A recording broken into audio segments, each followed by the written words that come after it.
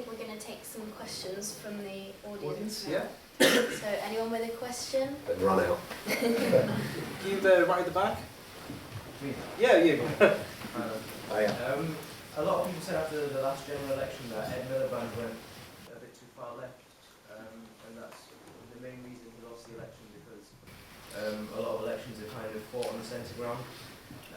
Realistically, do you think Jeremy Corbyn can win the next election? How can he win the next election if he's a lot further left than Ed was to start with?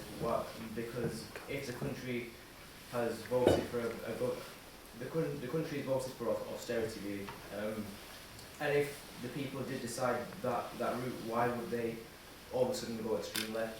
And even if Corbyn isn't extreme left, how do you think he can win the next election?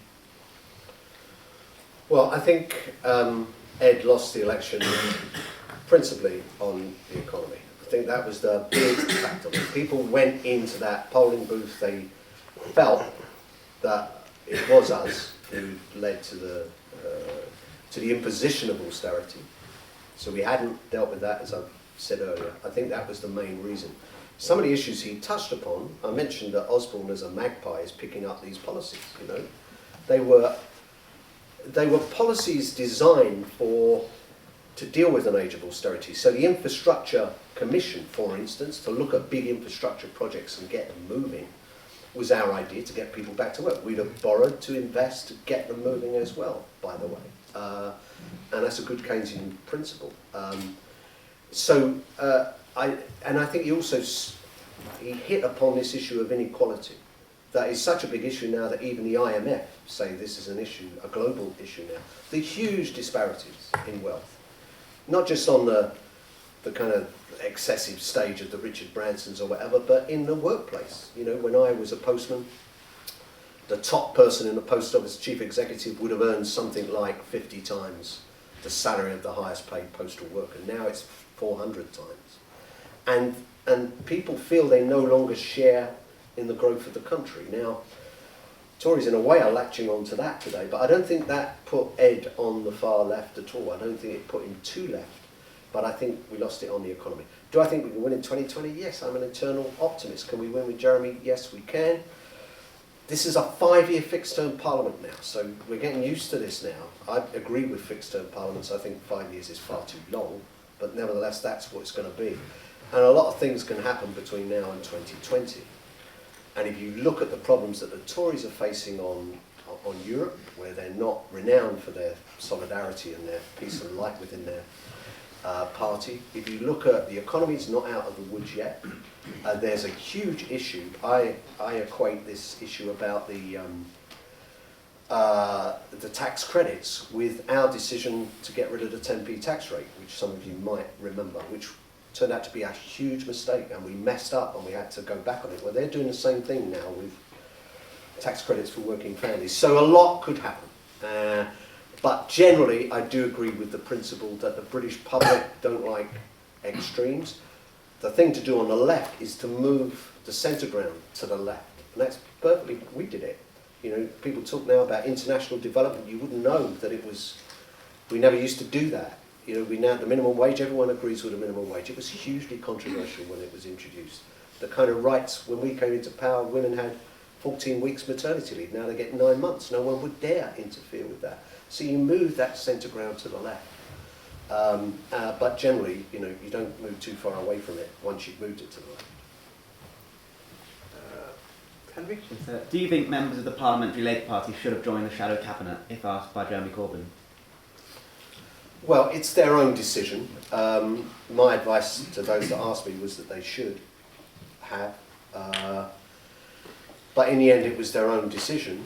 And you have to see that in the context of, you know, what Jeremy would have done if he'd have been offered a job by Gordon Brown or John Smith or Neil Kinnock. He would have refused it because he would have felt that was too difficult for him. Some of my colleagues felt it would be too difficult serving in the Jeremy Corbyn shadow cabinet. So I respect the decision, but I think Hilary Benn, Andy Burnham, etc. did the right thing, the more sensible thing. I'm going to take 2 questions. So, dude in the glasses, yourself there in the red tie? So, when we had Tom Watson here before the summer, he said, I think Jeremy's not going to win, and I think Jeremy knows he's not going to win. How did things change so drastically in the intervening time? And yourself as well? Out of that question. Well, it was rather extraordinary. I mean, I think at the start of this, the one person who really thought he had no chance of winning was Jeremy himself. He virtually said as much. You know, it was his turn from the campaign group to put his name forward.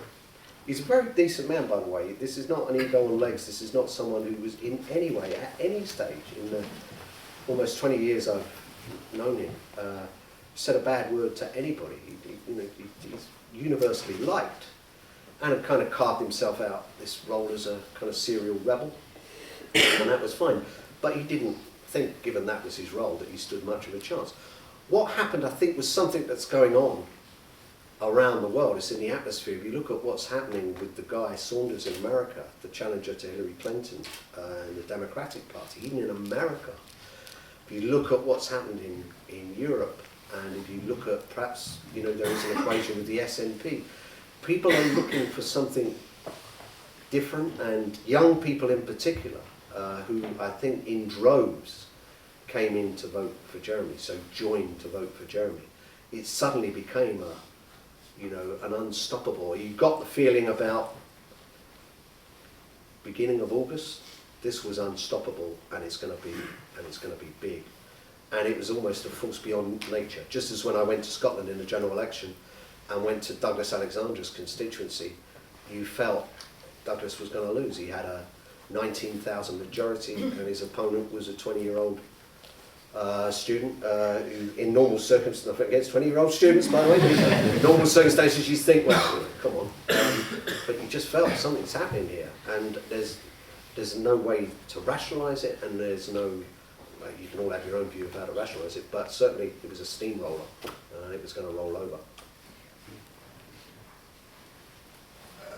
Yourself there? Yeah. You mentioned being loyal to your party, the Labour Party. As Corbyn's kind of highlighted some divisions within the party right at the start. How easy is it for MPs to sit in Parliament with a leader whose ideals don't necessarily match their own? And do you think Corbyn will still be leader in 2020? Well, it's tough to be honest. Of course, it's tough. Jeremy and the PLP are sort of getting to know each other in a sense and coming together. It's tough for the whips. Jeremy's whips to say to people you should vote when the leader rebelled 536 times and was cheerfully disloyal to every leader he ever served on. I mean, all I say is it makes it tough. You just got to understand the kind of the problems this causes for the party. We're all trying really hard to kind of get around that and to unite. Jeremy's trying really hard in the things he's done and the things he's said.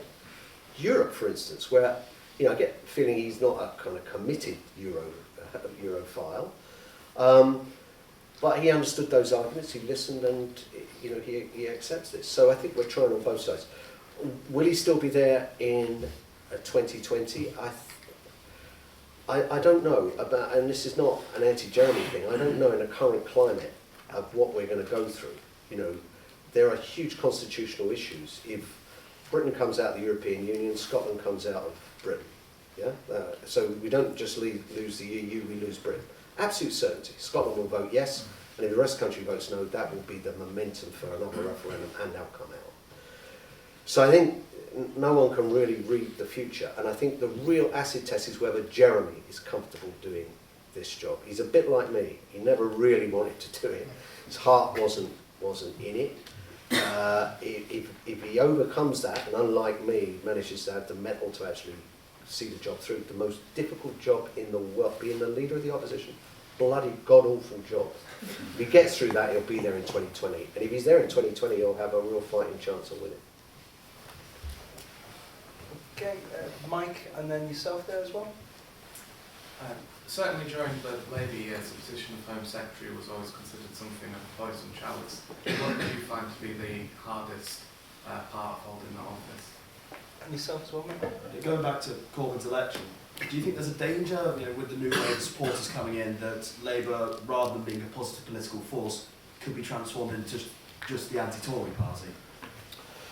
Well, on the first one, I just done a television documentary about this, about so-called great offices of state, and the Home Office is an interesting experience because you realise I'd done 4 cabinet positions before I went there, and I didn't realise what a full-on job it was, because it's by its very nature policing, counter-terrorism, immigration, and the toughest bit of it is 24/7.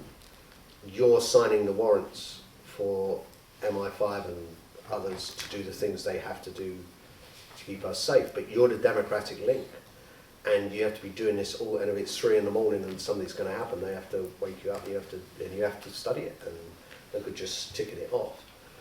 So that is easily the hardest part, as well as having your total liberty taken away. If you want to go to a corner shop for a newspaper, you have to have 5 armed guards and 2 van cars going with you.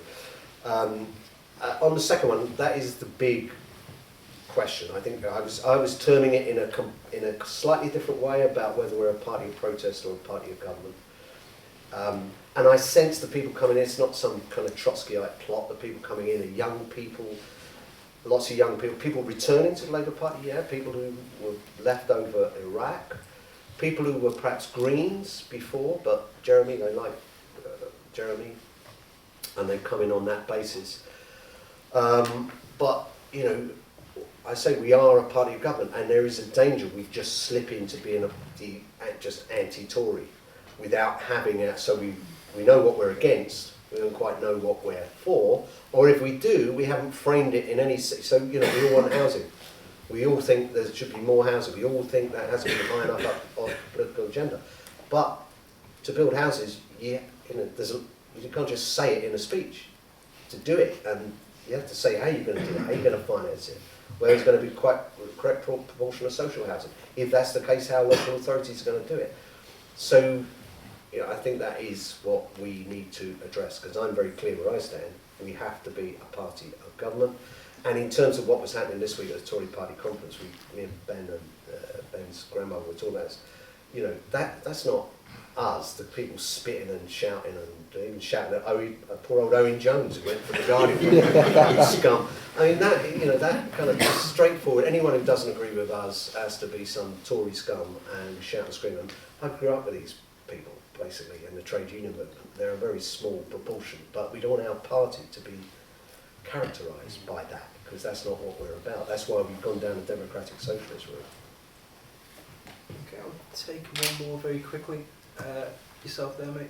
Yeah, so obviously the Labour Party's taken quite the lurch to the left, and as much as 59% of eligible voters did vote for Corbyn, that still leaves quite a significant number who didn't. I think the others were starting to be referred to as the anyone but Corbyn candidate. I mean, I personally supported Yvette Cooper, but what would you now say to the members of the Labour Party who now feel as though they've been left behind and are still kind of clutching to this sense of ground that kind of was founded, during the Blair years?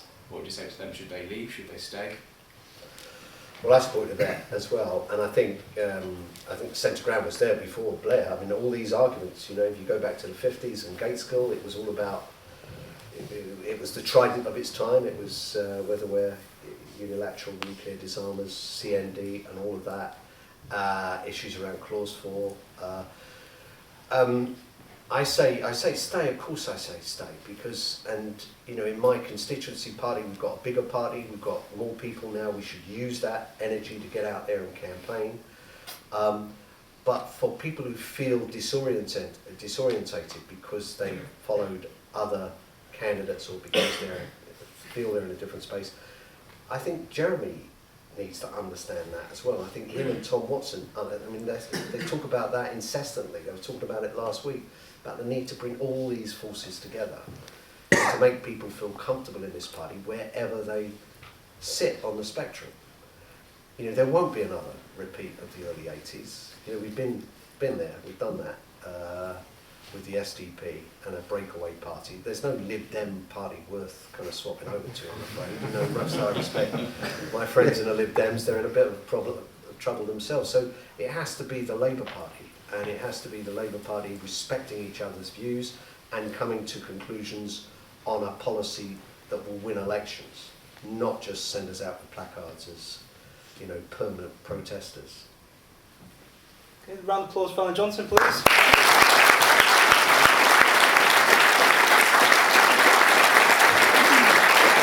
So a massive thank you for coming up to York to see us.